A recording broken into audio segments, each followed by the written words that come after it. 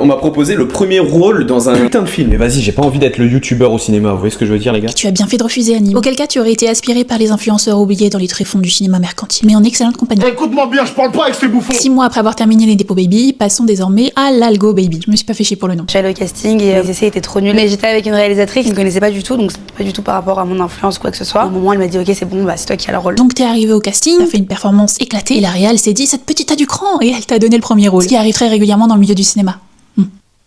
Aux États-Unis, on a Addison Rae, Cameron Dallas, King Bach, Noah Beck, Charlie D'Amelio, Baby Ariel. En France, on a Paola Locatelli, Jess Riyad, Carla Poquin, Mr V, Norman Tavo, ou encore bientôt Lena Situation. Qu'est-ce qu'on pense de cette évolution assez récente finalement? Bah, on va pas passer par 4 chemins pour affirmer que c'est profondément problématique pour l'avenir du cinéma. Le cinéma a toujours été un art collectif. Il repose sur l'apprentissage des formes, la maîtrise de l'image, du plan, du montage, du jeu d'acteur, et sur des traditions critiques forgées par des générations et des générations. Attention, l'expérience et le diplôme à travers tous ces métiers ne sont pas primordiaux pour faire du bon travail. Et tant mieux que le cinéma laisse une place aux autodidactes, autrement il se retrouverait rapidement embourgeoisé de tous les côtés. Mais aujourd'hui, ce rapport au cinéma est bouleversé. Il n'est plus seulement un art, il est clairement devenu une marchandise pilotée par l'audience et par l'algorithme. Embaucher des influenceurs avec une audience déjà constituée, c'est un atout marketing colossal. C'est une garantie d'entrée au box-office, au moins par le biais du public engagé de l'influenceur. Là où miser sur des acteurs avec de l'expérience mais au visage inconnu, c'est des points en moins pour le marketing. Sur l'affiche, ça fait pas boum. Sur le plan artistique, cette logique de casting à l'audience met en péril la méthode de sélection basée sur la compétence, l'expérience ou encore la compréhension profonde des enjeux dramatiques d'un rôle. Quand l'audience devient un critère de choix, le cinéma se transforme en produit marketing plutôt qu'en art social. Ça pose une contradiction fondamentale, celle du cinéma comme bien culturel contre le cinéma comme vecteur de buzz. C'est un tournant symptomatique d'une industrie qui valorise le spectacle immédiat et la viralité au détriment de son art brut. Le pire, c'est que l'influenceur ne va pas se tourner vers le cinéma par amour de l'art, mais parce qu'aujourd'hui, le statut d'influenceur ne vaut plus autant qu'il y a 10 ans. L'influence est devenu un métier trop fragile et trop illégitime. Les marques de luxe privilégient les visages hors de l'influence, avec de vrais artistes comme des acteurs ou des chanteurs, sauf que l'influenceur, lui,